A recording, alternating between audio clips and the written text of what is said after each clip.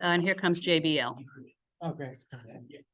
Good evening. Welcome to the Town of Thompson Planning and Zoning Commission regular meeting on Monday, September 25th, 2023 at 7 p.m. We are here in the Maryland May Community Room and on Zoom. I'll call this meeting to order.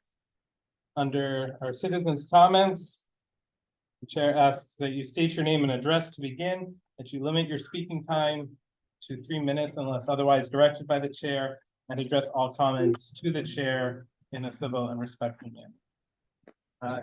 To stand and pledge of allegiance.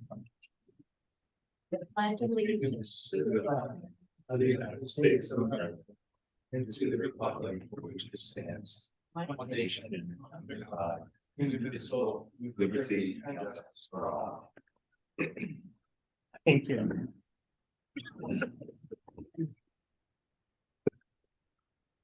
Okay, so we will now take a roll call of members and seat any alternates as appropriate. Mr. Plowski. He's starting with you. Plowski here, present. Present. Ray Williams here. Jane Salsey here. Mike Vogel here. Alvin Hill. Here. Mr. Lanky, John B. Lanky present. Ms. Orr, Kaiser Levac here. and Joseph Brody Brown. We will seek Mr. Santos for Mr. Rice and Ms. Orlevac for Ms. Langlois. Item 4, public hearing, there is none. Item 5, discuss public hearing, there was none. Item 6, citizens' comments. Yes, Sir. I'm Frank Jakes, and I'm here tonight to introduce you to a proposal I have for economic development site. Just 1 second. It's on the, You're actually on the agenda. I'm Mr. sorry. Jakes, you're on the agenda as a separate Oh, I item. didn't see that, I'm sorry. My apologies. we will, Actually, I do not see him on Okay, here, no, guys. it's not. It was supposed to be on here. So I guess you get to comment after all. Okay. Comment after all. So you want to go ahead and have a comment now, or you want to push and? If you want to push it away, it's I fine. would be happy to amend the agenda to include. That's my oversight. No, that's not a big deal. And so, yeah, so thank you very much. So we will, I will, move to amend the agenda and add item 13D. Cindy, help me out with what it should be called. You help me. It's, help me out here. Sure. Is this, Preliminary commercial project on lot 34, Route 12, it's right behind it, okay, right next to the lot. preliminary commercial project Thank on you, lot Daniel. 34, Route. Most of you know Jen. Yes. I second it. Thank you, Mr. Lanky. The motion has been seconded to amend the agenda. Is there any discussion? Hearing none, I'll just do a quick voice vote. All those in favor of amending the agenda, say aye. Aye. Opposed? Hearing none, the motion to amend the agenda is passed unanimously. Thank you. My apologies, Mr. Jackson. Thank Oh, you. that's not, believe me, that's easy. So. So we'll you're get on to the you later in agenda now. Later. Yeah. Yes. Yeah. Yeah, We don't mean to- we're gonna give you longer than the 3 minutes. Longer than the 3 minutes. So again, so if there are any citizens' comments at this time? See none in the Zoom. I see none in the room. Item 7, approve Planning and Zoning Commission minutes of our regular meeting of August 28th, 2023. Motion to approve. I'll second that. Motion made by Mr. Santos, seconded by Mr. Williams to approve the minutes as sent. Any discussion? I do have just, I guess, 2 edits I would request with the agreement of the commission.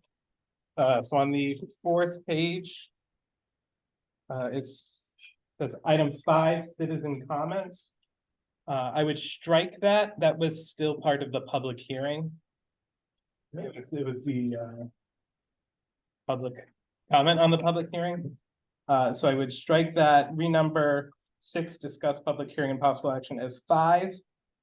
And then on page 5, there's a bullet citizens comments that I would request be numbered as 6.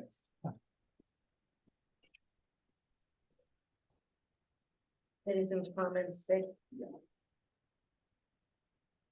Mr. Santos, I accept the. Mr. Williams, do you second as amended? Yes, I do. Any further discussion?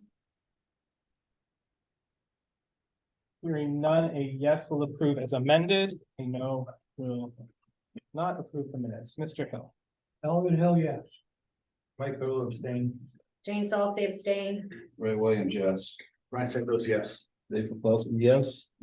Mr. Lenking, John B. Linky, yes. Ms. Orlovac, Kaiser Levack, yes. and Joseph Karodi Brown, yes. Minutes are approved as amended. Thank you. Item 8, applications received. Application 23-47, applicant David Coleman, owner of property at 0 Hagstrom Road, map 19, block 85, lot 6A, zone RRAD, gravel permit operation renewal. Inactive gravel operation, zoning regulations 2012, article 9, section 5, section F, requires yearly renewal if operation is not reclaimed. Bond is in place, requesting fee to be waived. Cindy addressed this in her memo. If you have anything to add, Ms. Dunn, or if there are any questions No. from the commission. I don't know if Alvin wants to say anything. He emailed me some remarks today. As you all winded, I was satisfied. You were satisfied? Okay. Yes. So the only thing we're looking for is to have the waive. I did talk to David coming today, and he basically, there's just no action. He does every now and then try to find somebody to come and clear it, and he knows that he would have to pay for that, and he would have to pay the fee, but he's looking to have the fee waived. But anybody have any questions on the property? This is the same, we've been doing this past couple of years, right? We've been doing this since 2018. Okay. Because I did some little research today, and Remember this coming up. yeah, there were some issues about renewing before I got here. And 2017, they put an application in. Mary Ann walked me through it because it was new for me in 2017. And by 2018, we got it resolved. We got their renewal, but there's just no activity.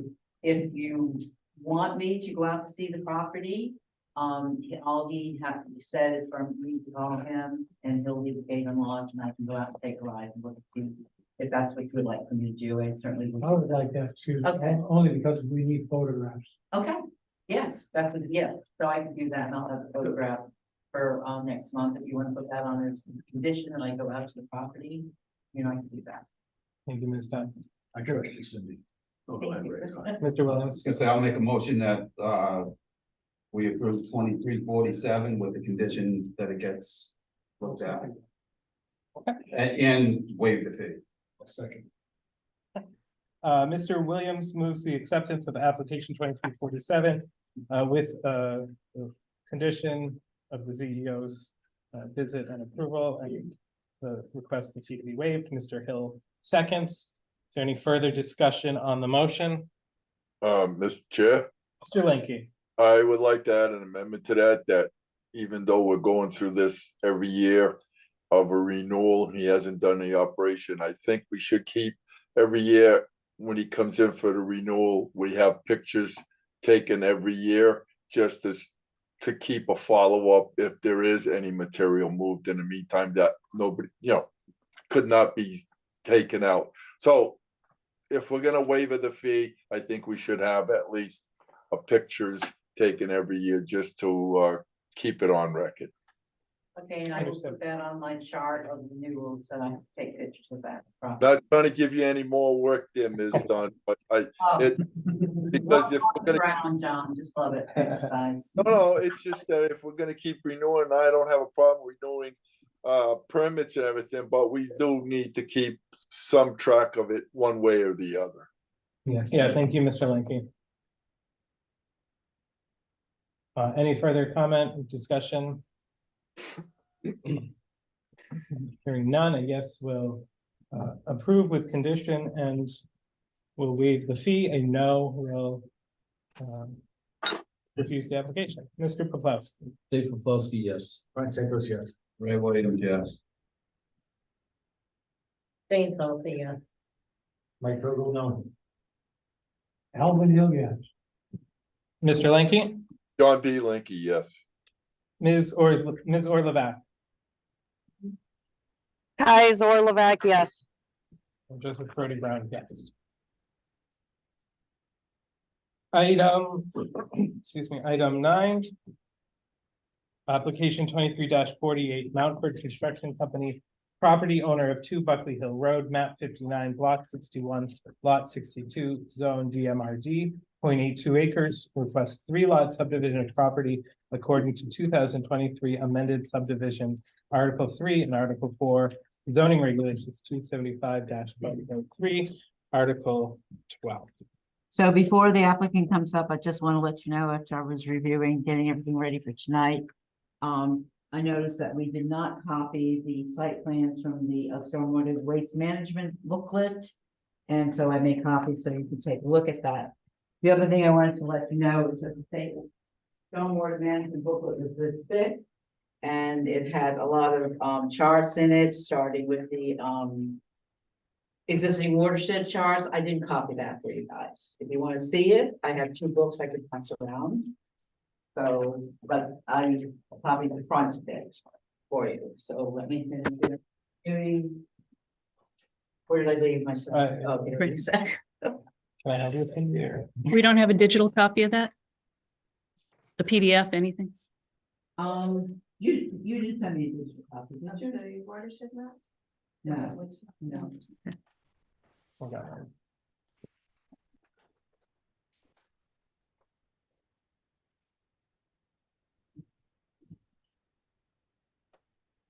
Professional pass around. Yeah, well, you How can my grade Yeah, Thank you. and here you are, Mike.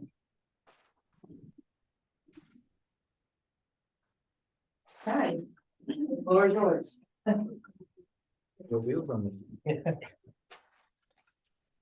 Good evening. My name is Terry Jenkins. I'm the project engineer for this project.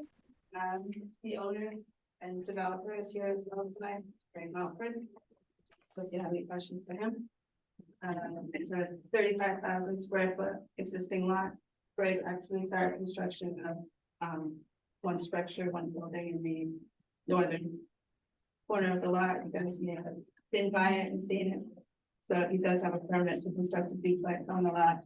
And he's asking for this to subdivide it into 2 southern parcels. It's in the downtown mill rehabilitation district. Which requires 4,500 square foot lot, and basically we're dividing it into 3 lots, each approximately 10,000 square feet, with about 90 feet of frontage each.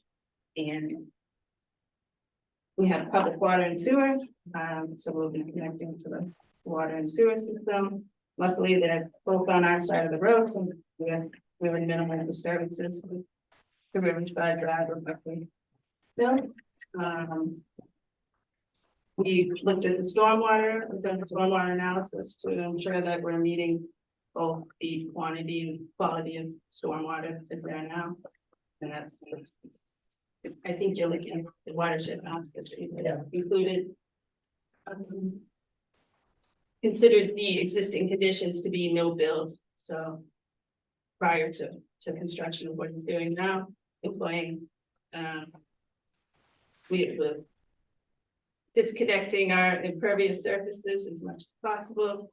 We'll have the driveway surfaces will go into water quality swales, 2 small bioretention filters, and a couple dry wells. So we'll look.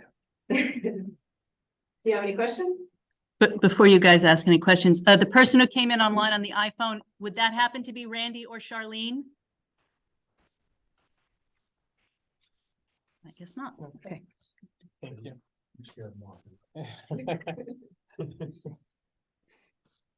Maybe it was Randy or Charlene, who knows? Any questions? You wanna see the site plan? The site plan is right there. I mean, I know that I gave you the 11 by 17 house, but. Time place is very convenient. So this is during the construction now. Which will be about 47 feet apart. It's a 25-foot wide by 35-foot long. Mr. Helm? Looks like there's gonna be, will the state road have to have a cut to get make a connection to, Yes, is yeah, that in the works? it is. You have that Yeah. approved? If we do not have approval, it's in the works that we've applied. So that's the condition you could put. Yeah, the inspector's been out, kind of gave some positive feedback that is probably the location best served for that driveway at the stop bar. If we use the conflict. Just by putting it there, and then we have the sight line in each direction, at Riverside Drive. Thank you, Mr. Helm. Mr. Poplawski? So in Cindy's memo, she had specific questions for us, and I don't know if any of the members looked up, but I did want to just kind of spend some time and go down to the questions that Cindy had for us and give you my view of what I saw. So Cindy, in the general requirements, asked about sections 3A through E. That was for the commission to determine. I feel that Mr. Mumford did do as requested in 3A through E. Number 6 to be determined by the commission.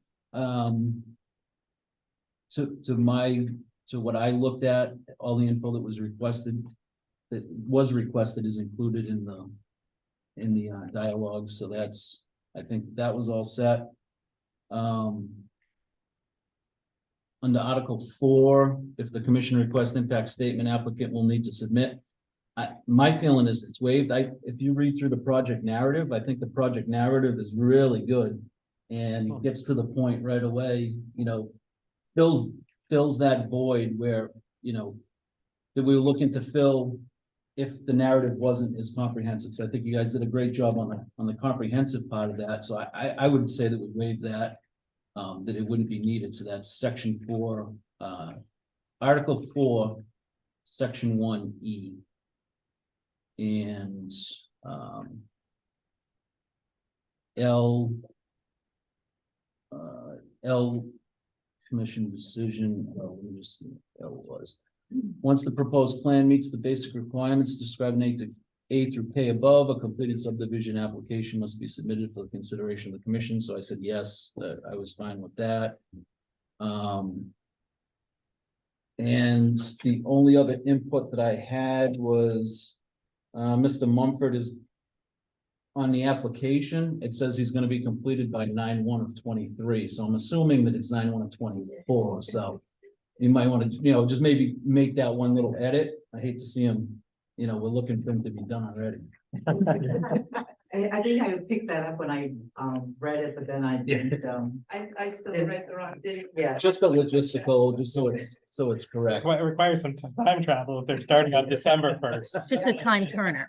So if you just want to sign this here, you make a interesting on that. Thank you, Mr. So that just specifically goes through Cindy's, I don't know if anybody else did, but I did review Cindy's questions to the commission, so. Yeah, no, thank you for that, Mr. Poplawski, yeah. What I would want to tell you is that I haven't made up a checklist yet for the subdivision, so I just actually have there's a whole big thing here. I just printed it out and just went through each and every one. Eventually we'll have a checklist. I have a checklist I made for the new regulation, but not for this. So this is how I did it. Yeah. So Mr. Poplawski. So I'll be the first one to go on record. I was very skeptical of how our first one would go, and I'm pleasantly surprised how good it's going so far with the quality of the paperwork and our first shared driveway to come into the commission. So I'll go on record and say that. Thank you, Mr. For right now. Poplawski. For now. Good test case. Star. Thank you. Are there any other questions Cindy of the developer of the owner. No, I. And that's what I had to say. Yeah. See none, thank I'll you. make a motion that, a motion that we approve PZC 2348 with the condition that the state grants approval for the what was it, the utility, the asphalt break, the cut for the utilities, yeah. I'll make that motion. I'll second. Motion made by Mr. Poplawski, seconded by Mr. Hill to accept application 23-48 with the condition that the state grants the permission for the driveway cutout. Can we change the word except to approve? Yes, we certainly can. My apologies sorry. for misspeaking. This is an approval, not an Approval. acceptance. Yes, Yeah. thank you, Ms. Dunn. Any further discussion on the motion? Hearing none, a yes will approve with condition, a no will deny. Mr. Hill. Elvin Hill, yes. Mike Rogo, yes. James also, yes. Ray Williams, yes. Brian Sedgwick, yes. Dave Popowski, yes. Mr. Lenke, John B. Linky, yes. Ms. Orleback, Kais Orlovak, yes. and Joseph Brody Brown, yes. Thank you very much. I will send you out the letter on Wednesday. Okay? Item 8 continued, application 23-50, applicant Eastwood Thompson 49 LLC, property owner of 0 Riverside Drive, map 61, block 88, lot 16, zone DMRD, 54.27 acres. Request to the construction of a large-scale ground mount solar array, zoning regulations, article 14, 275-5. This is a special permit. We'll entertain a motion to accept for public hearing at our next. I would make that motion. I'll second. Mr. Hill moves to accept application 23-50 for public hearing at the next regular meeting of the Planning and Zoning Commission, seconded by Mr. Santos. Any discussion on the motion? Just out of curiosity, how large is a large scale? What was that? How large is a large scale? Just curious to know. 54 acres is a large scale, it's probably a 5 megawatts. Yeah. The whole thing's not that though. Oh, I do not send site plans because I figure you have to have the next month. Yeah, it was just a random. Yeah. In case you know. Yeah. To answer your specific question, it's anything over 40,000 square feet or higher Yeah. is the large scale according to the regulations. 2 or 3 or Yeah. 1. Yeah, great. We'll find out. It's nice about it, won't even be seen. So a yes vote of accepts for public hearing on October 23rd at 7 p.m. A no does not accept for public hearing. Mr. Poplawski, Dave Popowski, yes. Brian Sedgwick, yes. Ray Williams, yes. James also, yes. Mike Rogo, yes. Elvin Hill, yes. Mr. Lenke, John B. Linky, yes. Ms. Orleback, Kais Orlovak, yes. Joseph Brody Brown, yes. Item 9, reports of officers and staff, 9A budget. I apologize that a budget report did not get into the packet for today. Yeah, I don't know where it's at. I didn't get one. Usually I get it, the finance board, Mhm. finance breaks down, puts it in my box, and I put it in that box, and then I have nothing more to do with it, so. So we will Yeah. eagerly await a budget report next month. Yeah, I will just say that if you need continuing education, I think there's a couple that are free and a couple that are paid, so. If we need continuing education, let's do it. Yeah, and I'll keep forwarding those as I get them. Thank you, Mr. Poplawski. 9B planner. Two items. We'll get to the discussion of costs for the updates in a second. The first one, which is very brief, just a reminder that next week on Wednesday, the 4th, is the kickoff for the 65 Main renovation and adaptive reuse planning project. So that's the year-long charrette, if we want to be fancy about it.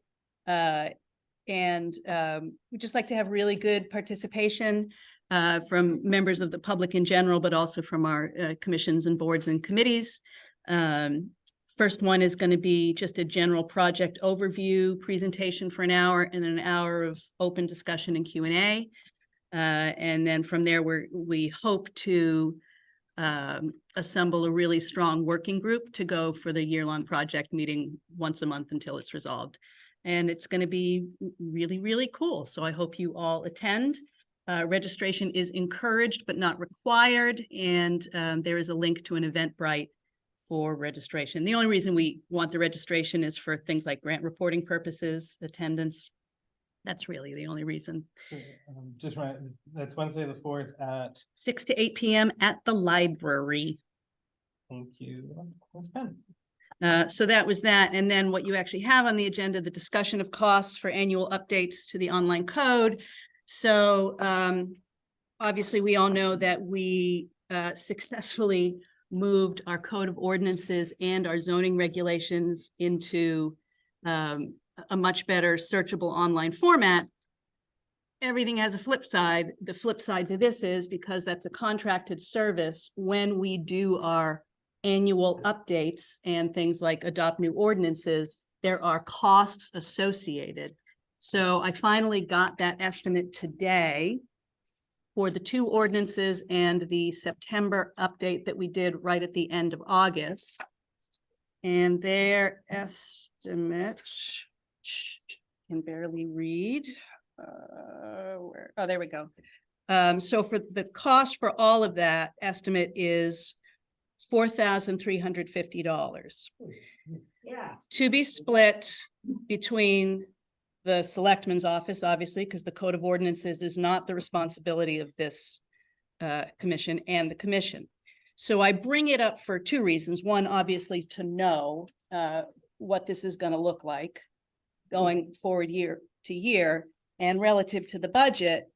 This commission has never really had a reason to budget for annual professional services at a particular rate. So if we're going to continue doing annual updates, which I think is a good best practice, you know, assume that you're going to be splitting that cost with the Board of Selectmen for any ordinances. And concurrent with that, we've been a little loosey-goosey about going in and doing multiple updates in a year. We really want to limit that now to 1 a year on a calendar, and that calendar should match the Board of Selectmen doing the same thing with any ordinances, right? So that you're getting the most efficiency out of this. Did you break this down at all? I don't have an itemized, and I just got this today. I had called them, we were in queue. It's like, oh, well, we get you. It's a national company, so you just go in the queue. But they did expedite at least getting me the lump sum. So let me say, it's not broken down into line item costs, but I do have the line items. In other words, not with the fees associated. So for a detailed listing of the included part of the supplementation, general code will codify and supplement the legislation listed above, which includes but is not limited to analysis of the new legislation and proper placement in the code, removal of repealed or superseded provisions, updates to the officials page, table of contents, disposition list, appendices, index, histories, tables, charts, and other items as necessary, review of statutory citations regarding the new legislation. Any conflicts, inconsistencies, issues, or questions identified at this point will be brought to the attention of the municipality for resolution prior to publication, insertion of cross-reference and editor's notes as appropriate, creation of instruction page for removing and inserting revised code pages, printing of up to 5 sets of supplemental pages, and then the update to the document itself on E-code 360. Is there any reference to how long this takes them to do it? No, they were pretty quick with getting the full code itself. So I am reasonably optimistic that it's not the kind of thing that, like, if we do it, if we authorize it tomorrow, we're not going to get those until next September when we do our next updates. I don't think But it's. I'm just thinking, you know, a lot of money to do something like this, in my opinion. And I just would like to know how many hours it actually takes them to do this? That is an excellent question. Yeah, that's exactly it. I have a son that does language programming, design work, everything else. And it goes very quickly if you know what you're doing. So if they're doing 1 hour's worth of work to get this done at a cost of, $2,000 to each office. Yeah, yeah. So I would like to know what that breakdown is, please. Yeah, and I do believe that the town clerk, first selectman, Donna, who is the recording secretary for the ordinance committee, and myself are likely to have a con call, because I want to fully understand what this Yes, supplement please. looks like, Yeah. how it gets to us as well. But that's an excellent question, Jane. What's their estimated turnaround? Yeah, thank you. Mhm. Um, That if you just have a breakdown. Yes. Yeah. We may or may not be able to get a line item breakdown. There's a lot of places where you just really can't, but we do have at least the services within that, if not with the associated costs. But I'll ask that too. Yeah, because they can do it. Okay, thank you for those questions and but any other questions, comments for the planner? Tangentially, all of the ordinances and regulations that were approved at the end of August, 2 of them are already effective, and the last one, which was the VAD, which had a 30-day effective date after adoption, will be adopted by the 29th. So everything will be fully adopted by the end of this week. Thank you. Item 9C, ZEO memo, any I questions? think I covered everything in my memo, and, in stuff that we're gonna discuss under new business and old and new. Any questions for Ms. Dunn at this time, or are you waiting for specific items? I see no questions from Ms. Dunn at this time. Item 10, correspondence. Any questions or comments on? Nice. Item 11, signing of Mylars, there are none. Item 12, old business, report of 1106 Aquatic Town Farm Road, Alamo Market. I think if you read my memo, my last, letter to them was not responded, and so I closed the case, and if there's any complaints that come through on that, this property or that, the store activity, then I will readdress it. Your letter's crystal clear, so. Yeah. What? Your letter's crystal clear. Okay, thank you, Ms. Dunn. Item 12B, report on arena violation. Okay, so I followed, the requirements, that you had asked me, to do last month, and I sort of did a write-up on it in my report. In relationship to what I sent over to Rich Roberts, I'm not, ready to comment on yet. I feel that, this, because you gave me till November, that I have not fully examined the avenues to act on the PZZ's request, and I'm being cautious because I want to take the right course of action for everyone involved, and in particular, for protection of the town of Thompson. I can address the other issues that, was addressed in the report to me. If you have any questions, let's see. All right, so the following are the other issues brought up.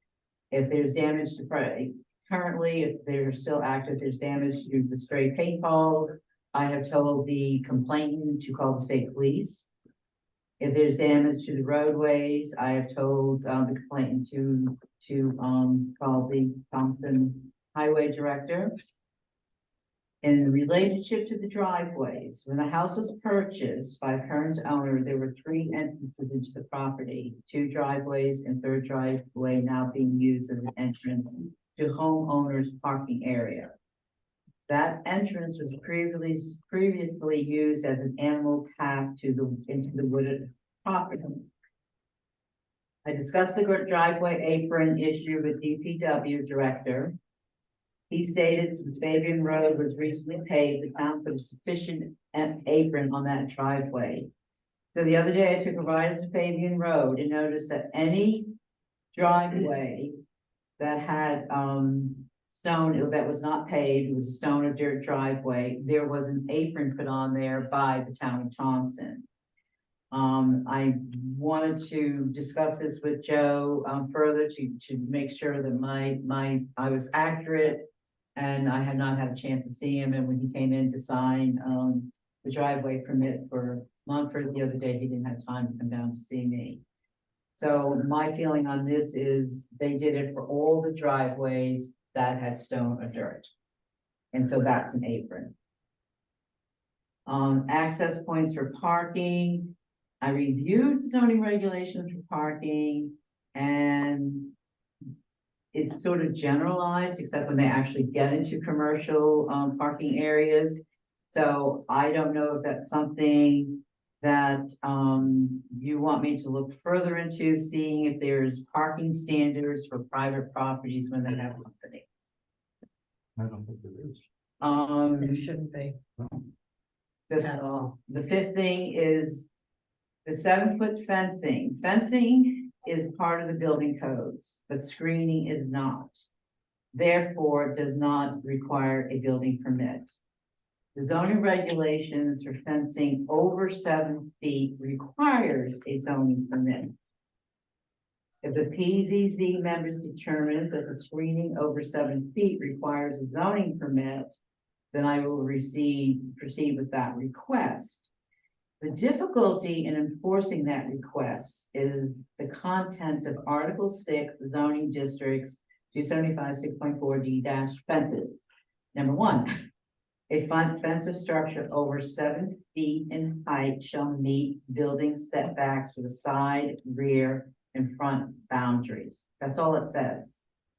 Missing this statement is building setback boundaries required for the districts the fence is being installed, rear and front boundaries. It doesn't say what district that fence is being installed in. So how do I know what boundaries I'm to tell a person with their 7-foot fence? Now, I looked in 2012 and it basically said the same thing. And sort of Donna and I upstairs, because we communicate so much about different things. I've always gone on the assumption if you're putting a 7-foot fence in an RRAD, then you got to do the 20-foot setback. But none of the regulations say that. So that's something that we have to look at for next year. And actually, I was trying to bring that up last month when we were talking about fences for the public hearing, but then the public hearing was closed, so I couldn't bring it up. Because I had picked it up that night when we were looking at all of that. I went, oh my gosh.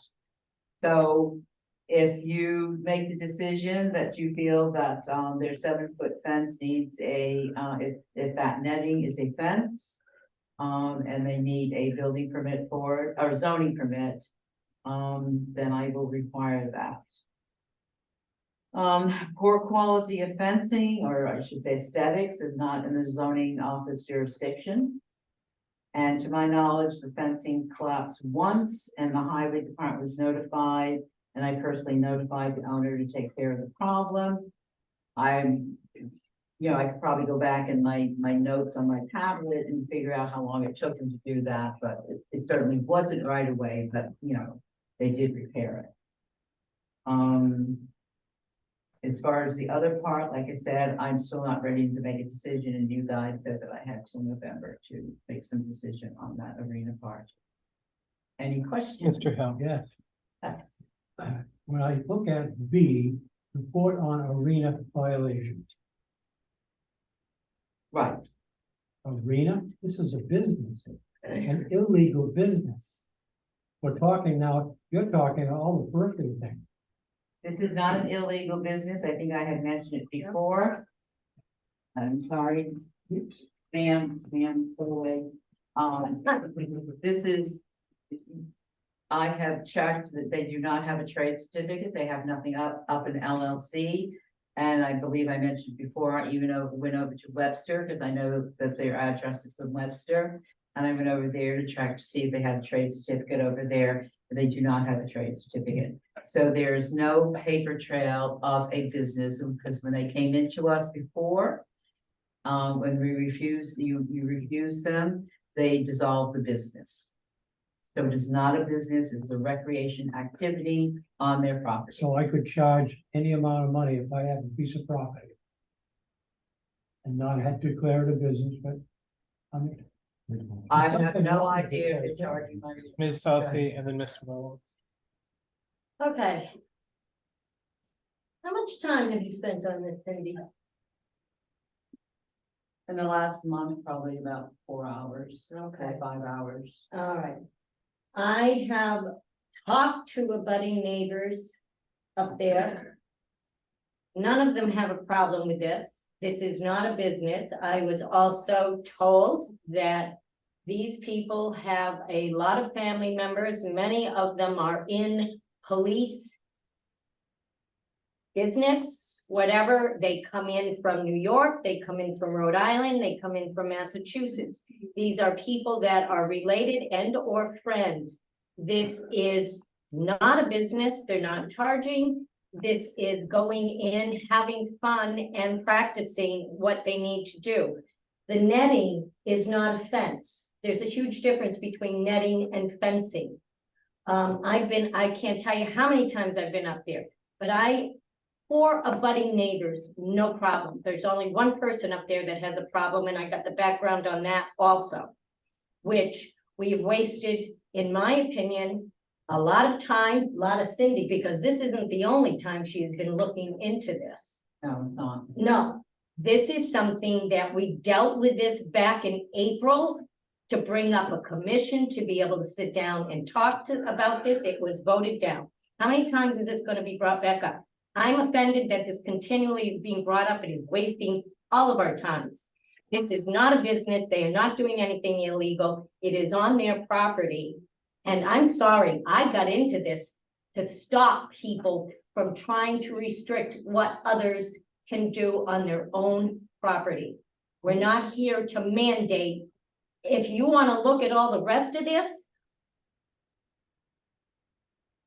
football, people play football on their property. They play baseball. They play frisbee. There are a million things that people do on their own property, but this is been catapulted by one individual who doesn't like them. And he didn't like them from the moment they moved in. I'm not going to go into what it was about, but this is enough on this issue. This is not a business. We are not here to tell people what they can do on their own properties recreationally.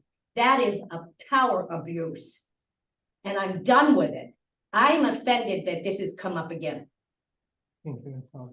Mr. Williams. I feel the same way because we had a commission, subcommittee, and we voted this down. And next thing you know, it gets thrown back up at us. Tonight is 2 years ago tonight, we had the meeting at the school over the same stuff, and it's an abuse of power. It's and for one thing, it's not an arena. If you look up the definition for an arena, there's seating for the public for sporting events. That's the definition for an arena. So it is definitely not an arena. It's called a ball field. And then for somebody to say that it's going to damage the roads, it's pigmented fish oil. How is a half a teaspoon of oil landing in the road going to hurt the road? That's not going to hurt the road. It gets washed off when it rains. We brought this up. We're wasting way too much time on it. We're taking away people's property rights, and it's wrong. It's downright wrong. There's people sitting at these tables that are friends with the guy that don't like these people, and it's abuse of power, and it's an abuse of power of people here, and it's an abuse of power, and it's for a vendetta over a neighborhood vendetta. That's what's going on with this, in my opinion. It's never declared in this one. It's according to Ms. Dunn, it is not currently in business. No, it's not a business. So they never declared it as a business. No. They did initially when they came into us years ago, Alvin, but they dissolved the business. They dissolved the And the reason that resolved was so that they can continue their activity. Their friendly, their recreational. And there's a lot of family members and there's a lot of friends. And like I said, there's a lot of police officers that are there that come in that are related to these people. Business. No, it's not, So Alan. at this point, Mr. Sanchez, Say about this is not an abuse of power. This is not any personal vendettas. It is this commission's duty. If there's complaints, we are here driven to, if someone wants to build a building. If there's a complaint, or if there's a zoning application. We have to deal with complaints, and there are complaints, Jane. I'm sorry, you may want to ignore those people, but we have to make an evaluation of that. How many complaints? I don't know, more, one is good, if there's just one, does that mean that we ignore that person, Jane? You don't ignore it. just, You don't Mr. the ignore Chair, it, but please. we've already. Mr. beaten a Sanchez horse. has the floor. Okay. Mr. the Chair. In my opinion, even if there's one, we still have to address it. That's been part of the complaints before, is that we ignore people, even if there's one. Thank you, Mr. Sanchez. Mr. Williams, you have this up. So we're gonna regulate 9,000 people for one person that's got a bug up their pizza against against their neighbor. Ms. Halsey. I went up and talked to the abutting neighbors. If there was such a problem up there, if people were so upset about this, there would be more people coming forward. Like I said, this goes back to one individual who wants something done about this. We have to go to your statement, Brian. Yes, when one person brings something forward, we do look into it. How many times are we gonna beat a dead horse? We have looked at this how many times now? It's not a business. There's no, Okay, just- Sorry, Jane. we have looked into this. We have looked into this. And we all voted on this last April, not even to bring forward a commission to look at this anymore, and here it is again. Here it is again. There's one final statement. Mr. We Sanchez. are a regulatory board, period. So Ms. Dunn began her report on this section saying that there's additional information she needs to continue to consider. I'm waiting for information. So at this point, I would suggest that we table this issue until the ZEO is able to make a complete report to us, at which point we will have a final discussion on the ZEO's recommendation. I would like to make one comment, that I forgot to put in here. There is a zoning permit for any sheds that were out there. She came in for a zoning permit for that. And a permit for a farm stand if they decide they're gonna sell their growing product, it's paid to sell. Thank you, Ms. Dunn. Okay. Item 12C, Yukon Clear Land Use Academy Training Session is October 28th, 9 to 2. It's 4 hours, I believe, for 4 hours for our requirements. Let's see. Didn't I do this? You may have. These things do keep coming up. Yeah, okay, just 1 minute, please. Yeah, Ms. Dunn has a record of all of the trainings we have done. Right, you have to reach a certain number of hours, and just so you can consult with Ms. Dunn about the number of hours you have Okay. completed. Thank you. I believe the members of this commission have done a lot of Yeah. hours. You've probably most, if not all, hit that statutory requirement. I forward a lot of them because they're interesting as well, so it's not necessarily saying you must go to this. The one that Tara just sent out, it sounds so incredibly interesting, and that happens to be the week that my granddaughter's getting married. I can't go to it, I really want to go. Item 13, new business. 13A, approval of Town of Thompson acquisition of a parcel of property. Okay. Ms. Patton. Yes, I'm sure that you are all familiar to some extent with the ongoing project up on the East Thompson end of the Airline State Park Trail. The pair of grant awards that we got to, well, the first one was legals and acquisitions for a small adjacent parcel, but mostly to move ahead with constructing a commemorative park, interpretive park for the events of the Great East Thompson train wreck, which is still quite a mouthful. The small piece of property where the historic turntable was located is owned by the owners of the Alpaca Farm. So the first grant that we got was in support of doing a little survey work, legal work, acquisition, blah, blah, blah, of, it's less than an acre. Daniel, you did the survey. About how big is that piece? Half acre. Half acre. So we've arrived after a little back and forth with their council and our council, a transfer price. It's all covered by the grant. But in order to do that, there is a role for the commission. We were advised by council that we need to do to approve, and I believe you have the letter,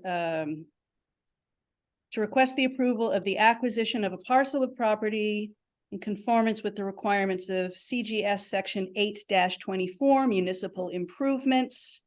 And then the Board of Selectmen also has to approve, and there was no, according to council, the order in which those two approvals occurred don't really matter. And then we can move ahead with that. Again, it's fully covered. All the costs of that are fully covered by the grant. We aren't even going to own it that long. The ultimate goal is to transfer the ownership of that piece to CT Deep, because it's going to be a part of the Airline State Park Trail. So it doesn't make any sense for either the Butlers or the town to own a half-acre piece of the commemorative park, which is otherwise owned by the state. So it's just sort of, we're holding it before we donate it to CT Deep. So that's really it. Just looking for the approval of the, yes, I would say you need a motion. Approve the Acquisition. acquisition of the land at 343 Sandan Road, owned by Julie and Vern Butler. Motion made by Mr. Popowski, seconded by Mr. Hill, to approve the acquisition of the less than 1 acre parcel of property at 343 Sandan Road, owned by Julie and Vern Butler. Any discussion on the motion? What's the cost? The cost is, you know, it's covered by the. It is fully covered by the grant, but we did arrive at something amenable. It's all going to be public information once it's done, but it's well under what we have from the state. And what's the grant for? And how much? The grant was, it's a total grant project of 20 grand with 16,000 of that being in the grant. 4,000 of it was matched out of ARPA. That's grant number 1, which is the legals acquisitions. Yeah. That leads to grant number 2, which was about $450,000 to do the construction and implementation. So that's the turntable, the improvements to the parking area, the local road traffic calming, which is a very minor part of it, a welcome kiosk and a pavilion, or until we run out of the funds. As much of that as we can get done with the grant we were given. Any further discussion? Hearing none, a yes will approve the acquisition of the property, a no will deny the disapprove rather. Mr. Hill. Alvin Hill, yes. Mike Ruble, yes. Jane Salsa, yes. Ray Williams abstain. Dave Popowski, yes. Mr. Lanking. John B. Linky, yes. Ms. Oris Levesque. Kaiser Levesque, yes. Joseph Brody Brown, yes. Acquisition of the. Thank you, ladies and gentlemen. Thank you. Yeah, we'll make sure Mr. Calabro gets that. Oh, yeah, it'll be on the recordings. Thank you, Mr. Williams. Item 13B, waiver for new garage location 13 Center Street, Zone LD. Okay, regarding, unfortunately, the, site plan did not get in the packet, but I passed it out to everyone, and I'm sorry for those online on Zoom that can't see it. But the proposed garage, as you can see, is in front of the structure. And they're just asking for a waiver from Regulation Article 13-275-13.3. If you want me to read it. The application is for new construction of the primary structure. The setback from accessory structure shall equal or exceed that of the primary structure. And there is an existing primary structure that predates the adoption of these regulations. The commission may waive the front setback requirement based on the physical characteristics of the site. Mr. Chair. Mr. I Paplowski. make a motion, we approve the waiver for. The new garage at that location on 13 Center Street is indicated on the plans that Cindy just handed out. Mr. Chairman, before you proceed with that motion, did not this commission vote That's to what I was wondering. amend that? I believe we did. That's what it still says, the regulation. I think what you voted for is that you can waive it. Yeah. Yeah. Not supposed to eliminate it. No. I think that was what the first amendment, and then last year you removed it entirely, almost positive. Regulation. I will take care of it. Well, I don't think it was, I think that I didn't write that it was the waiver that you may waive it before there was no waiving, so let's check that out. I will confirm Yeah. that tomorrow and double confirm it with you Just when you I'm come going in on on Mr. Wednesday. Hill and then Mr. Williams. Just looking at the map, which you handed out this evening, have they violated the permeable surface area of our regulations? 50%. I mean, I see the I2. Driveway, concrete walk, shed, house, concrete walk in the back. Well, this doesn't actually have, I can check into that and check it when I, go up to sign the building permit with this waiver. And if that's the case, then I think that, we have to look into that, but I would imagine that because the impervious, you just have to see what the regulations were when they bought the property and built the house and see if it's non-conforming. Most of the credit is on that, blacktop already, right? It's not really increasing the budget, so, Says lawn area. oh, sorry. So I can double check that upstairs and then that really doesn't have anything to do with you approving this. But it has to do with me signing the building permit if they violated Well, that. I would suggest you check that. Sure. I think a permeable surface. Okay, I can do that. When is that percentage? Yeah. The new regs is 50. No, they go to the ZBA for. Mr. Williams. Like I say, I believe anybody should be able to do what they want on their property. But, isn't the foundation for this already poured? I have no idea. I'm pretty sure the pad, I took a ride by the other day and the pad's already in the ground. All right, I have no idea. I know, all I know is. I just think that should have been done before it came here. Well. What should have been done? This should have been done before they put, I'm sorry. Exactly. This should have been done Right. before the pad. So when I go upstairs to sign the building permit and I notice that something is off filter to the regulations, then that's when we stop whatever they're doing. Okay, I'm 99% sure the foundation's already in the ground for that garage.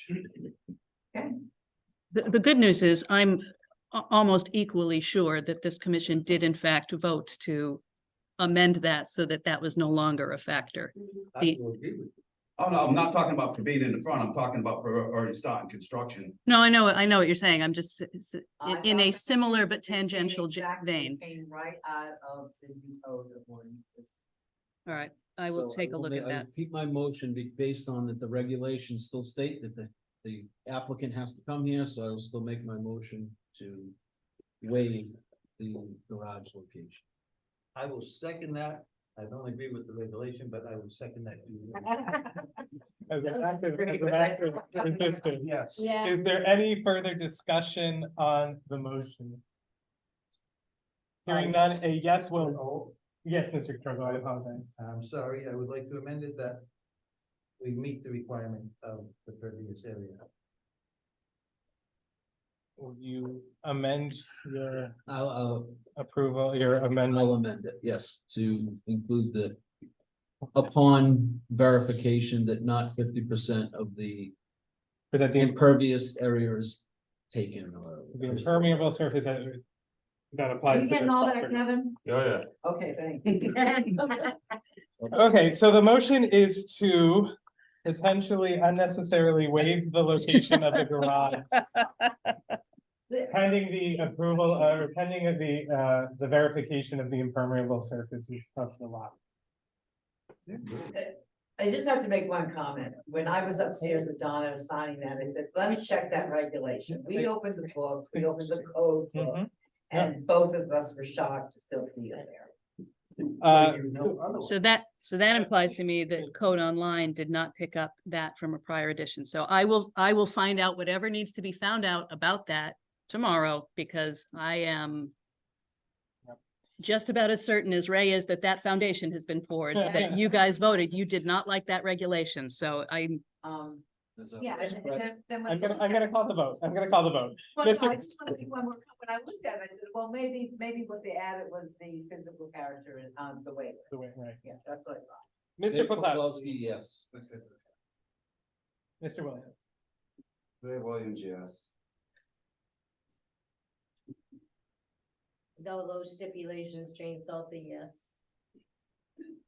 Mike Kugel, yes. Alvin Ailey. Mr. Lenke, John B. Lincoln, no. Ms. Ors Levesque, Kaiser Levesque, yes. Joseph Prody Brown, yes.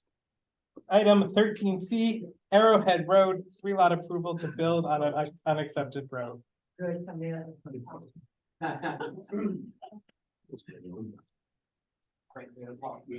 this is driving me crazy. I'm gonna go see that.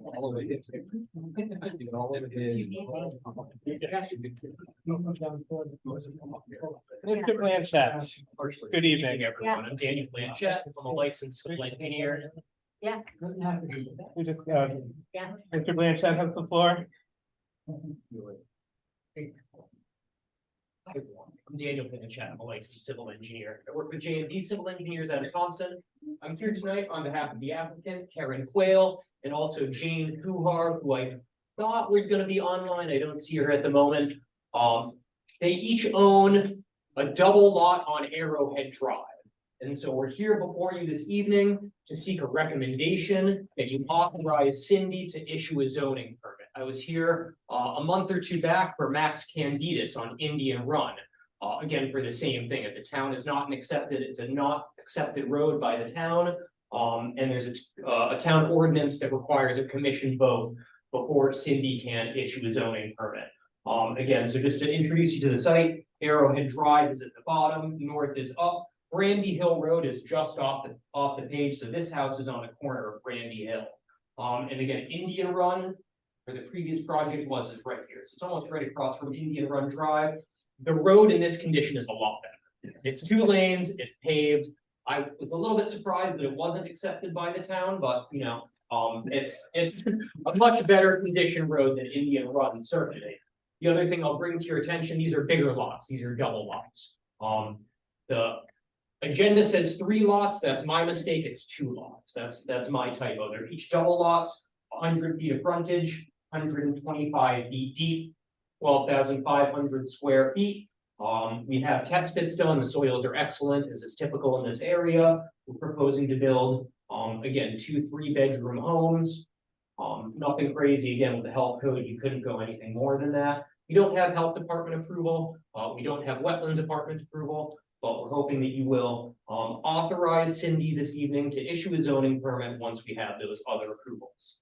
I would be happy to answer any questions. Mr. Williams, You said 12,000 square feet, Yes, sir. isn't it 15,000 square feet, so you have to get a variance before you can, we can approve this? So good question. I think how the ordinance reads is that it's undersized. Is it undersized lot or is it all lots on unimproved? I don't believe we need a variance. They're existing lots. They're existing. Right. They're existing lots. We're meeting the setback requirements. The only thing that's not conforming is the area. We're meeting the frontage. Again, we're meeting the health code. We're well under the 50% that the Lake District requires. I don't believe we need a variance, as long as we're meeting the building setbacks. What's this zone? Lake District. It's the Lake District. It's near Quad. The development of the lot is wrapped into non-conforming lots. Yeah. Which, It's the same thing we did with the other. yeah, pretty much, except, except as I said in my memo, I picked something up that I missed. Mr. Santos. I mean, I'll support this same language that we had last time about the deed. Being that the property owners are aware that they need to plow the road for emergency egress vehicles to access. I'll see whatever that language was that we came up with last time. Yeah, for the other one, yeah. I'll second that. I can pull that for on Candidas and let you know. Sure. Yeah, what's the lot numbers? I'll make a motion to approve. Oh, you didn't know. The so. Lot 134, 132. Sorry. Arrow, Arrowhead Drive. make a motion to approve 134, 132 on Arrowhead Drive. To build on unaccepted road based upon the same language we had last time. I can't remember the specific language with the deed. We'll help to find that. The Indian Run. Sorry, you just came back in Indian Run. You were the one who pulled Put it the out. Final touches on that. Okay, I will find it. The language, you had it. Oh, yeah, I have. Just wanted to be consistent, but Yeah. yeah, just wanted. That's my job. But then they're gonna split 133 in half between the two. That's the plan. So these were originally 4 lots. Most of the lots in this neighborhood were 50 by 125. The regulations state that non-conforming lots under adjacent ownership are automatically combined. So this is technically, if you look at the town GIS, it's 4 lots. But again, because they're undersized, they have to be combined. Yeah, 2 are owned by Karen, 2 are owned by Jane. I would just, at this map here, you got 134, 133, 132. And 135. So Oh, 134 okay, and I didn't know 135 135 was in with that. 134 and 135 are one. Yep, one yep, is okay. already. Okay, so the motion has been made by Mr. Santos to approve lots 132 and 134 for building on an unaccepted town road with the same language as was placed in condition. Which I will pull and put in the notice to Daniel and the owners. And is there a second for that motion? No second. Mr. Poplawski seconds. Mr. Hill. Discussion on the motion. Reading Article 4G, Section 3, dimensional requirements. The minimum lot area shall be not less than 15,000 square feet. And what are these? These are not 12,500. They're These are- non-conforming with respect to area. Less than 15,000. Right, but Alan, because they were continuous lots owned by the same owners, the 2 lots each. They have to combine them when they're selling them to make them as close as to current regulations as possible. So they made them 12,000 square feet. So why do I- You have to go under the non-conforming So they're- reg. They are existing It wasn't non-conforming even- lots. So why write regulations? Just let them do what they want. But we, No, it's because it goes But under the it's- non-conforming regulation, because they are existing because non-conforming they're lots, existing. this isn't in violation of the regulation. Any further discussion on the motion? Hearing none, a yes will approve for building on an unaccepted town road with condition. Hearing a no will not approve. Mr. Hill. A resounding no. Mr. Peralta. Yeah, we're still have that. I'm gonna vote yes. Things I'll be, yeah. Ray Williams, yes. I say it doesn't matter. Dave Poplawski, yes. Mr. Lenke, John B. Linky, yes. Ms. Orr Levac,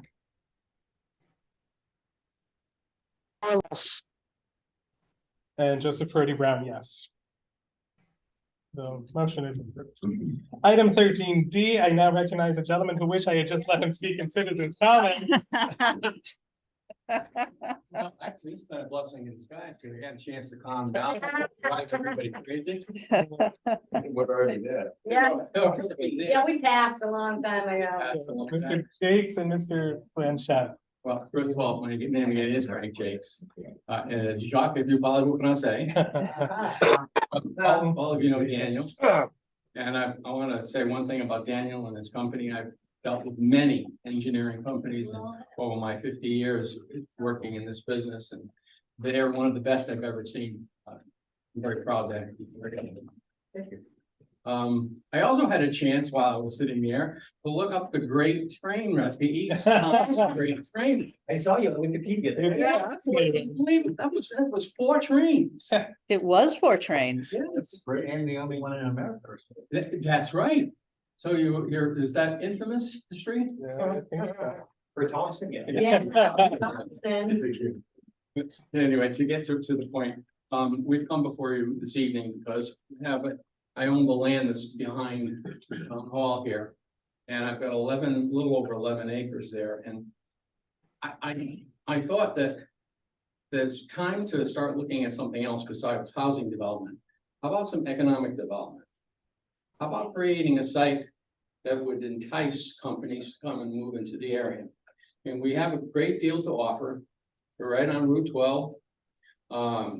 We're a short distance off of 395. The site's got sewer and water. It's basically, but most of it is buildable. So we've estimated that we can get somewhere between, and this is me speaking, not the engineer, somewhere between 50 to 75,000 square feet out there. That's a good number of buildings to attract business into the area. Directly across the street from the fire station. I see nothing but attributes for it. And economic development, I think, is something we must start paying attention to in all communities. This is very important. Did you have something to say, Mr. Hill? Back many years ago, when a lot of this information was being developed, the town rejected everything. All they wanted was farming land, period. That's why 52, that argument was heavily thrown at us. We want nothing to do with 395 in business. And that they still allowed at least a couple of entrances into Thompson. And we have less than 4% business, and I agree with you. But it's not gonna be easy. No, it's not gonna be easy, but the problem is, it's gotta be addressed. We can't continue to ignore it. We've got to find a way to build our economic development, our base for economy. I don't see a choice. We can see it's a situation where it'll get top heavy and fall over. We don't. Yeah, that's where we're heading now. Well, actually, to be truthful with you, a lot of communities in the same boat. Yeah, there are. We need to pay attention to that. I believe at this point right now that there are inquiries that we've heard of companies that would like to come to the area, but they don't have a place to go. I'm hoping that this could be a place for them to go. And as for a place, we've given it a name, calling it Riverside Commerce Park. So the sign for that would be out right out in front on 12 on the frontage that we have. So it would be pretty prominent. And it could be a very nice professional park. One thing we do have that others don't, we have a railroad that goes right through here. Yes, you do. It's perfect. Yes, you Perfect do. spot for warehousing, anything, any kind of. It's funny that you mentioned that because I was out there looking the other day. You've got enough rail there, enough a width of rail bed to create a spur there. Absolutely. That's an absolute possibility if we had the right tenant for that site.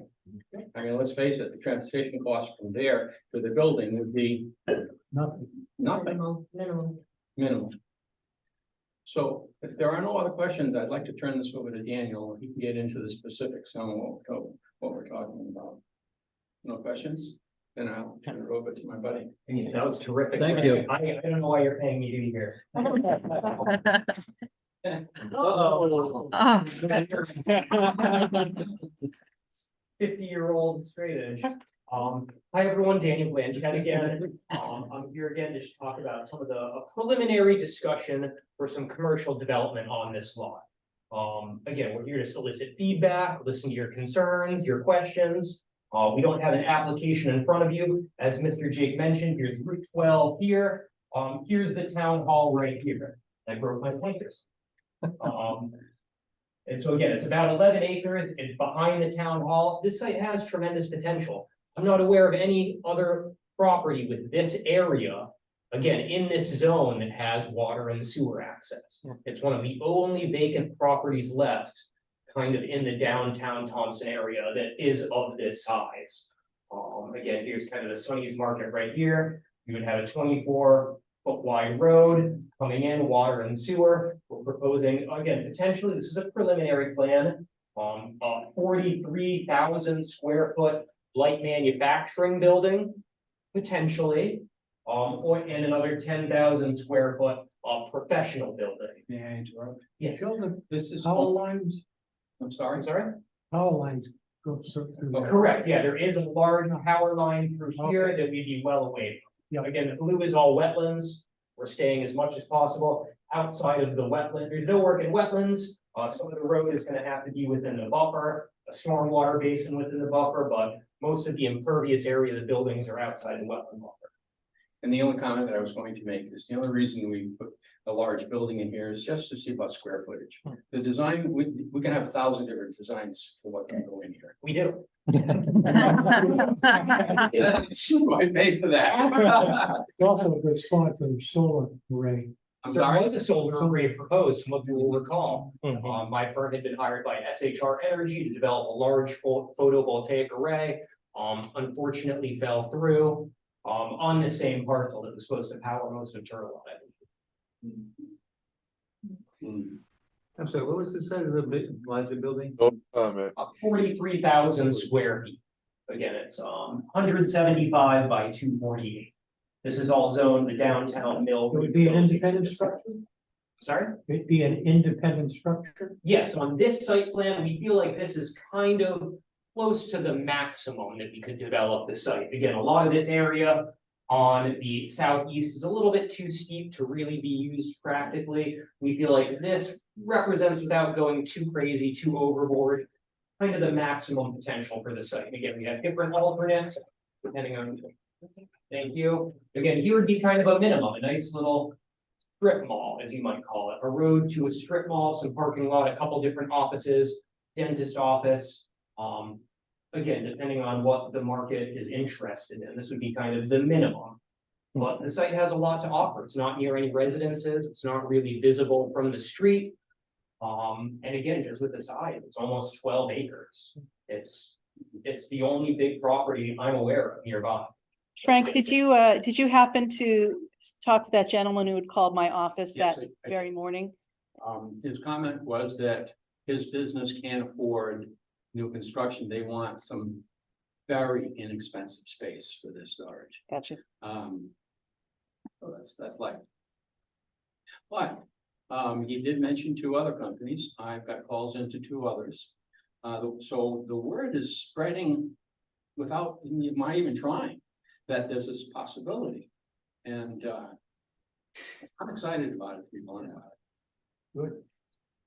And the commission may recall that we saw a very, very different proposal for the same property when it was still combined with the Yes. property that Munford has since purchased and carved off, which was for a very attractive housing, smaller freestanding 55.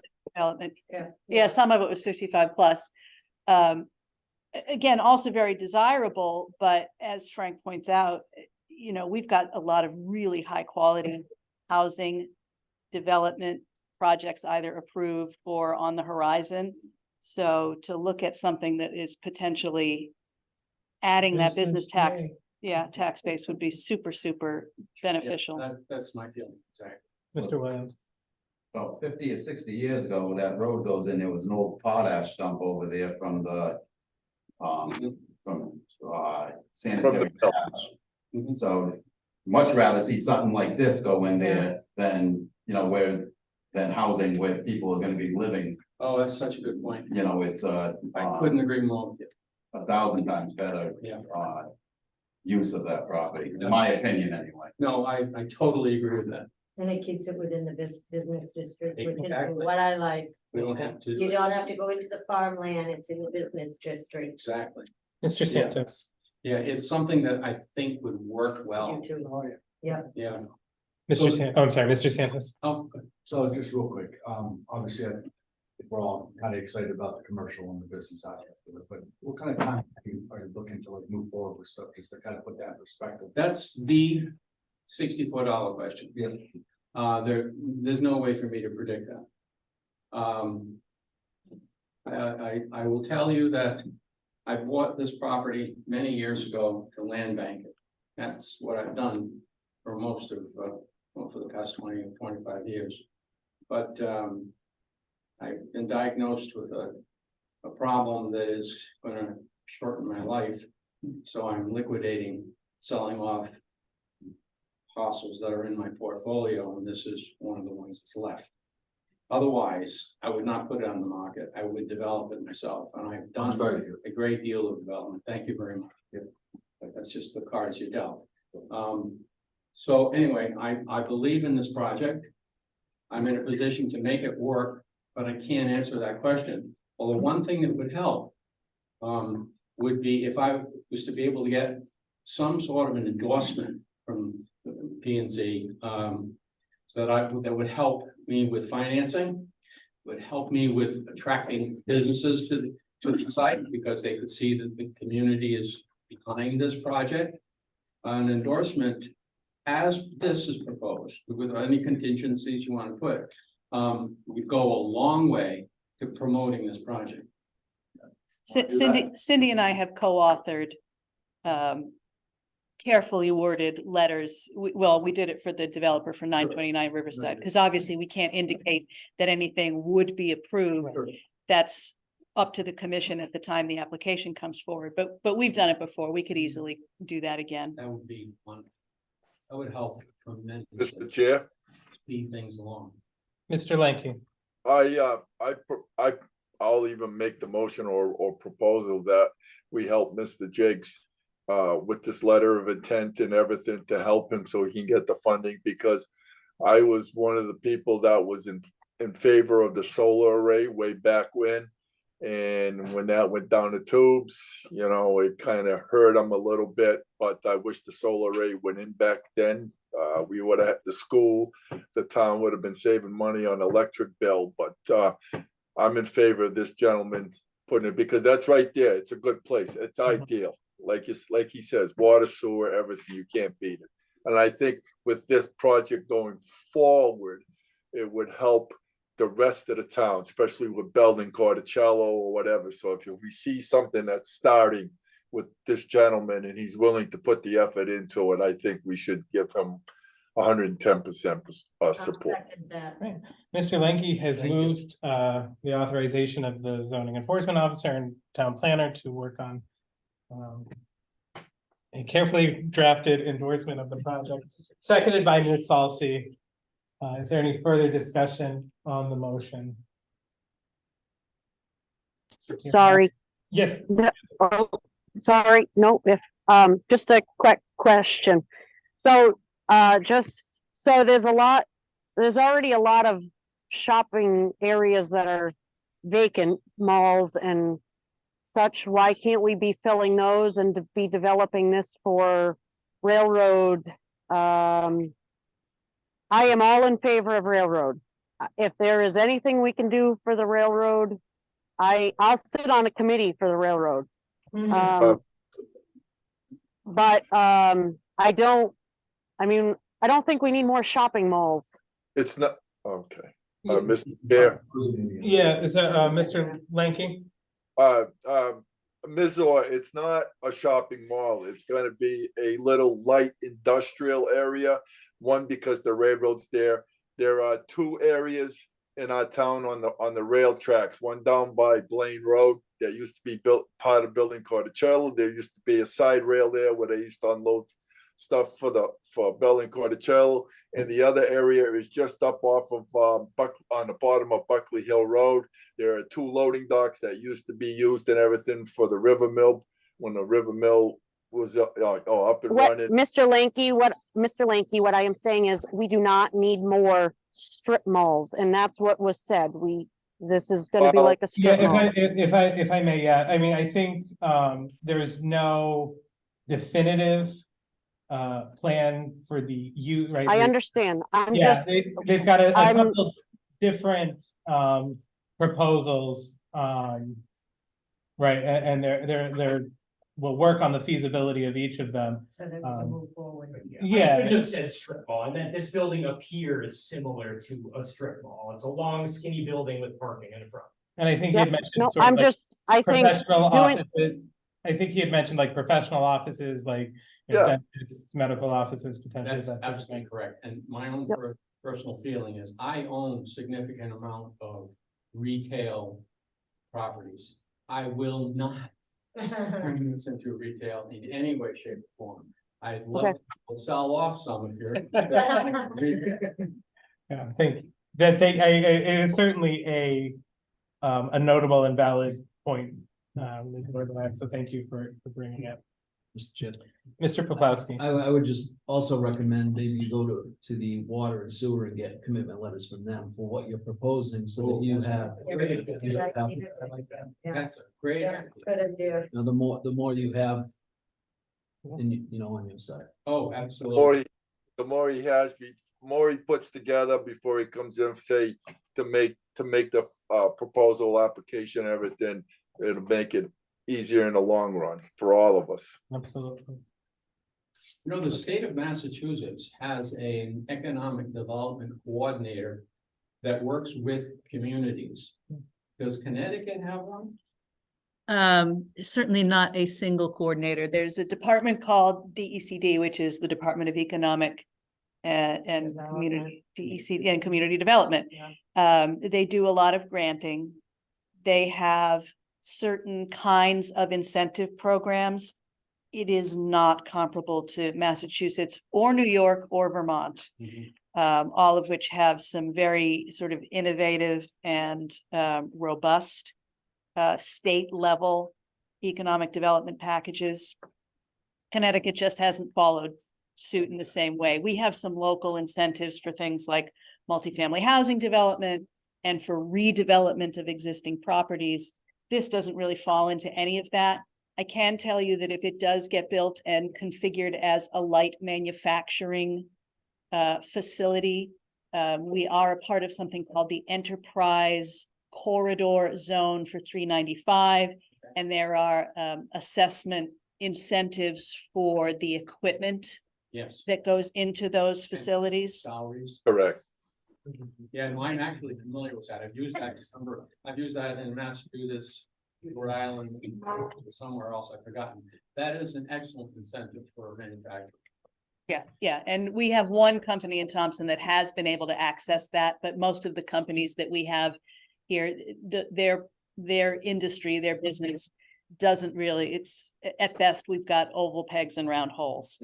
But if it goes in as a manufacturing facility, if your buyer, your future user is able to do that, then yes, we can connect them with the incentives. That would be one, and I will mention that to any extent. That brings up a question about warehousing. Do you have an inventory tax for warehouses? Not to the best of my knowledge. I don't believe we have any municipal level special taxes, but I would have to confirm that with the assessor to be 100%. Yeah, that would be very important. All communities right now are in a battle to try to get those businesses to move into theirs. But we need to align as many of the incentives as possible. Yeah, so getting in touch with the assessor so that we can see about that, because if we can give him as many A pluses down the line before he goes, yes, Oh, yes. Yeah. That's big. yeah, it is, Mhm. absolutely. And you know, you're in a corner that has been under the microscope, but there's a parochial field that's stifling growth in this upper corner. I've actually had conversations with, you believe it or not, you have 3 major movie stars living within a very short distance of where we are. And I've asked each one of them, why this corner of Connecticut? And they've all said the same thing to me. Transportation. They can get to 4 different airports in less than an hour. They can't do that anywhere else in the country. And Right. the real estate prices are still reasonable in comparison to 3/4 of the country. So this presented properly is a target area. So I'm hoping we can take advantage of that. You're singing If the there are song of more- my people. If there are no more questions, I'll vote a yes, will authorize Cindy and Kira to indicate. It's what we've been trying to establish for the last 2 years, 3 years. Yeah. You all know what a yes vote does, you all know what a no vote does. Mr. Poplawski, Dave Probowski, yes. Frank Santos, yes. Ray Williams, yes. Jane Solacey, yes. Mike Grove, yes. Woven Hill, yes. Mr. Linky, John B. Lanky, yes. Ms. Orlevac, Kaiser Levesque, yes. Joseph Brody Brown, yes. Thank you you very much. Thank and you all. Thank you for your patience. Thank you. Yeah, this is great. Item 14, For offering that to our community. Yes. Yeah, thank for you. sure. I said, thank you for offering that to our community. Hey, you deserve it. Thank you. Yeah. Item 14, review of ZBA minutes. Any questions or comments on that? We've got a public hearing coming up. There. Item 15, citizens' comments. Yeah, I see none. No, No, no, Valerie's up. Valerie Ms. just raised her Clark. hand. Valerie Clark, I just have a question. I noticed a lot of omissions tonight. I'm wondering what the reason was behind that. There were at least 4 items I thought I heard that had either been not included on an agenda that should have been or weren't in a packet. And did something happen? What got him voted for minutes? The what? It's like Oh. that. Oh, Copy. I can't even answer that. Walk a day in our shoes, every night when we put the agenda together. I'm sorry. Thank you, thank you for the question, Ms. Clark. Certainly, the budget was one, this last item was one. We all do our best and yeah, I don't have an answer for you other than that. Thank you for the question, Ms. Clark. Yeah, no, it was just concerning because it kept coming up, that's all. And so I wanted to ask to find out if there was something that could be changed, perhaps maybe if we don't expend so much of the CEO's time on what appears to be a witch hunt, that would be helpful. Thank you. Thank you, Ms. Clark. Commissioners' comments, item 16. Mr. Hill. I'd like to bring to the commissioners present here this evening. We have approved development of 629 Riverside. Tonight, we approved Mumford Construction to build those wonderful apartments there. We've had several bad accidents at that intersection of Buckley Hill Road and Route 12. Yeah. I have no idea how to approach this, but we need traffic lights there. Because we have school buses that come down Route 12, going back to there, and people come around that corner. I've been whacked so many times, just slamming on the brakes, people cutting right across from it. We need traffic lights. Yeah, we do, and I just thought of that today, good. Yeah. From what I understand. And how we do that, I have no idea. Well, I can tell you part of how we do that. One second, we got Ms. Dunn speaking first, then You see, Ms. you Pat. can't look at times, you did it, you have to go to the State Department. for Yes. investigation. And that's. Yes. Miss- Municipality, the governing body, which is the select. Okay, and then We Ms. don't do it. then Ms. Penn, please. So during a grant that was awarded during Mary Ann's time, which I actually ended up closing out because it was in transition, which was the BAR grant, the Brownfield Area Wide Revitalization Grant. Part of that was studies of key intersections within the downtown Mill District. Buckley Hill and 12, actually, both ends of Buckley Hill were on that list, but I think everybody knows that this has the highest rate of accidents, that turn, that semi-blind turn. what the firm who did the studies determined was that we currently do not have the traffic counts that would support a traffic light there in the eyes of the state. However, as 929 gets developed, I think that the case becomes stronger because you're talking about those 300 units there It's gonna now. be a Your lot of traffic counts traffic. are going to go way up, and the state's highly invested in that program. So I think that that would strengthen the request for DOT to add a traffic signal there. Now, do we do that? What, Well, I've got Mr. Williams who's waiting. Well, what I was gonna bring up was when my grandkids were going to the dance studio, people were parking in, which was Knights of Columbus that. And I got a hold of the selectmen.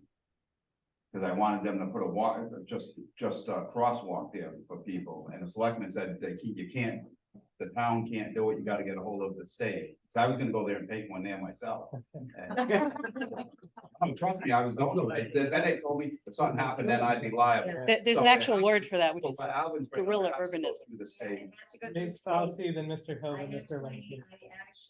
had taught people how to do that, and they actually got it done themselves without even going through the town municipalities. But it's gotta go through the state, and if it comes from Amy's office, they can put a counter on that corner. That's how they start, by putting a counter to see how many cars go through, and I don't recall in the 45 years that I've lived here ever seeing a counter there. And that's how they get the traffic. So it is definitely, because Alvin, no lie, literally today coming home from work, I'm thinking the same thing. It is extremely dangerous there. and It is now dangerous, those but the buildings- traffic counts have been done in that prior study, and they've probably gone up a little bit in the Yeah. time, but not significantly, and it's just not enough for the state at this time, right? So again, as, When was Div- the last time the counters were done? so that grant was, let's see, I came on in 2019 and closed it out that year. I believe that was awarded in 2016 or 17. 15, it's- What? 15, 16. Tara's It's Yeah. changed pretty a much lot on the money. between then and now, so I think it's something that we can put in to see if they will put another counter there to see. It's gonna be crazy. Yeah, Well, it's hard. yeah, Yep. I had Mr. Kovowski and then Mr. Crowe. So could we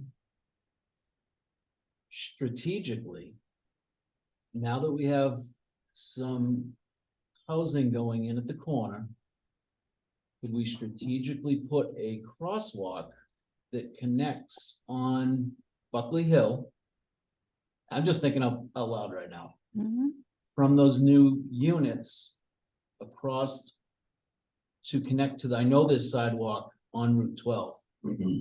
If we put, Yeah, there is a crosswalk. there is an there. existing crosswalk, and then even across into where the new units are. Right.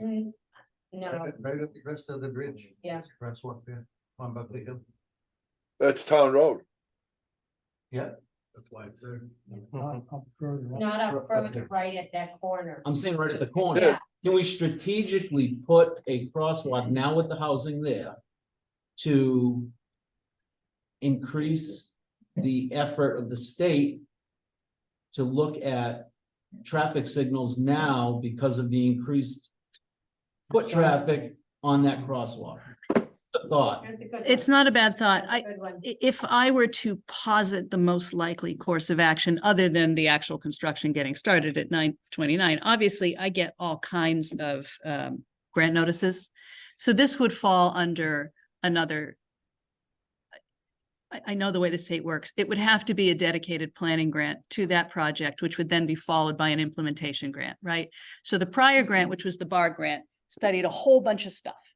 The sidewalks, Main Street, the end of Blaine Road, the other end of Buckley Hill. There was something else, I forget what it was. And the MISRAC committee, 31. when we were converting that into a lot SIP application, looked at all of them, the pros and cons of pursuing the lot SIP grant and ended up on the Riverside Drive sidewalks for a number of reasons. Mostly that it was the one we thought we were most likely to be able to accomplish quickly. If I get the opportunity to apply for a DOT planning grant specific to that intersection, I can tell you the kinds of things that will support it in the eyes of the state are, I mean, we have 929 already. That's one big project that the state's already heavily invested in.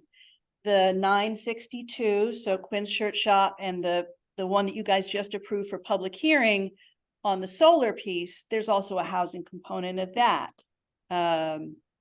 Obviously, the one that Munford got approved for tonight. Like if we show, hey, here were your traffic counts in 2016, 2017, but we have every reason to believe you're going to get this bump in density within this time frame. Oh, and St. Joe's over here, right? Because that comes, Main Street comes right down and shoots down on there. Those things are supportive. So we have more information about the increase in density now than we would have had at that time. So that makes a better application. I get those things all the time, and they come through in cycles. There's probably going to be another cycle of grant applications that comes out probably November, and then probably one in January. And DOT grants are always a part of that. So I'll just keep looking at it. But if this commission and the MISRAC committee and the other ones who look at these problems want me to look for something specific to Buckley Hill intersection, sure. That's just what I do. I think it should be guardrail. I think there should be a guardrail right where they're building that house. Around that corner. I wouldn't want to live in that house. Mr. Crowe? Okay, so if we don't have a high enough traffic count, do we have a high enough percentage of accidents? Well, Relative to the traffic count, I mean, it must be above and beyond. yeah, I can't tell you this, reasonable the thing. specific statistics because I haven't looked at them in a while. I can tell you that it was definitely identified as one of the highest rates of accident within the town. But in comparison to other high rates of accident intersections, it still isn't rising into your top tier. I mean, locally, yes, everybody looks at this is one of our worst ones. But they're still looking at economies of scale, right? In how much they're investing. But that's why I'm saying, you know, now that we have an entirely different set of projects that are either approved or we know are coming in, then it just becomes a different argument. And the stronger your argument is, the more likely the state tosses some money back to you to get it done. So. Thank you, Albert. Obviously, an important conversation that we all resonated with. So thank you. Mr. Chair? Mr. Lenke? Yes, Sarah, didn't quite a few years ago when the state came in, we were doing the sidewalks right down Route 12, you know, the whole deal there. Didn't the state look at Blaine Road, Route 12, Main Street? Blaine Road is going to start next week. Construction on Blaine Road intersection starting next week. Can I finish what I'm saying, please? Okay, sure. All right, when we were doing all this was included with Blaine Road and Route 12, Main Street, Route 12, where the monument is. And they also looked at Route 12 and 131 in Buckley Hill because they felt that because of the accident, everything, they had it reconstructed. So that plan should still exist on how it can be redone. And you don't need a traffic light there. If they revamp it the way they supposedly said they were supposed to do it, it would eliminate the road going straight, and we're gonna move the island over, almost block that road off, and you would have to go more left, so you got a good view sight of what they call a sight view, right and left coming off of there. Yeah, we do have a few sample configurations, John, and what you're saying sounds familiar to me.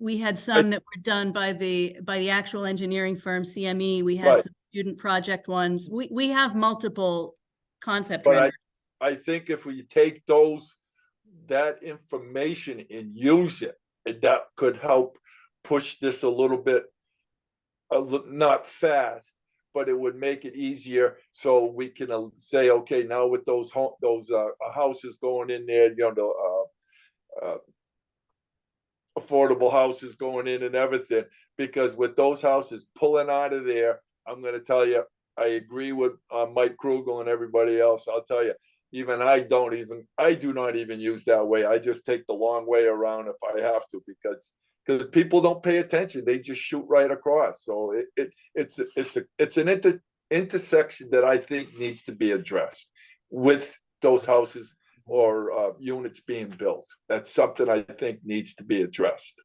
I will keep my eyes open for an appropriate opportunity. I appreciate it. Thank you. Thank you. Have a ramp to nowhere. Anything? Just a question, was that bridge ever gonna get fixed?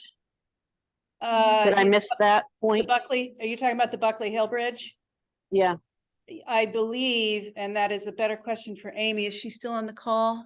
No, she was in the audience before. She's dropped off. That's why there's no. They got awarded a certain amount of money for Buckley Hill Bridge. It Oh, was good. definitely not enough for the full project, No. but I believe they're resubmitting to get more, but that was not a grant I was a part of. I'm Okay, just nope. sort of aware of the award. just figured I'd ask, because that's part of that road, so. Yep. Thank you, Ms. Orlovat. Seeing no other commissioner comments at this time, our next. Yes, Mr. Grosvenor. When it comes down to combining existing lots into one. What's the word? One zone lot, one approved zone lot. If it's already an existing lot, then I've always had this issue. Why do you, before zoning came in, why do you have to combine lots to make it? Because it's a joint ownership. Yeah. It's adjacent lot. But it doesn't matter. This is a non-conforming reg that I picked up when I was examining this issue. I did not pick it up when I was examining Max Candida's. So under the and I quoted it. But So I think the answer to your, Come into my office, like these regulations and work with. oh, I'm not disagreeing you're going by what you have, but it's wrong. I think the answer to your question, Mike, if I understand the point you're trying to make, is that when you have contiguous lots that are non-conforming, the presumption is that making them more conforming by combination brings them into better health, safety, and usage compliance, right? So in the case of the one where it combines a couple and you get to 1,200 or 12,000 square feet instead of 15,000 square feet, what you're doing is you're making those properties more buildable for the people who own them. So you're actually removing restrictions by giving them, and if they're contiguous anyway, it's essentially one piece of property. Those lines are all imaginary. Look at the non-conforming reg.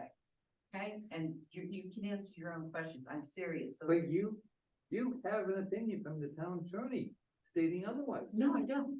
You don't, yes, you do. Because we discussed this a couple months ago. Well, then I have to pull my facts together. I'm tired. Yeah, no, but I mean, if you have two non-conforming lots, even if it's the same owner, they have deeded property. No, it says if it's the same owner, Well, I know what it says. I can't go through this anymore. I'm Make a sorry. motion. No, so he's not criticizing your interpretation of it. I'm not. He's not, Cindy, he's not criticizing your interpretation of it. He's criticizing the existence. It's just, all right. All right, so I know, and I just said I'm tired, I wanna go home, but what brought, I got the book, the old book, the last amendment book, this is the regular one. And the last amendment was 2023, but yet our new code said, yes, they kept that phrase in there. It's not in here, you all were right, it's not in here. So now I'm sitting here worried, where did this coding company get their information to make our codes? And do I have to double check now every time I look at something? in the code? I Do have to believe I know double the check answer it? to that question, but it's not something I'd want to go on to here. Yeah, it's like all of a sudden, because I should have come downstairs and looked at this, and I didn't do that. What else did they do? Okay, That's what I'm saying. okay, I'm gonna call for a little bit of order. I made a motion to adjourn. Well, we're not there yet. so thank you. Thanks. Item 17, our next meeting is October 23rd at 7 PM right here. And now, Ms. Salsi, I make a motion to adjourn. all those in favor? Aye. Have a lovely evening, 8:49. everyone. Matter.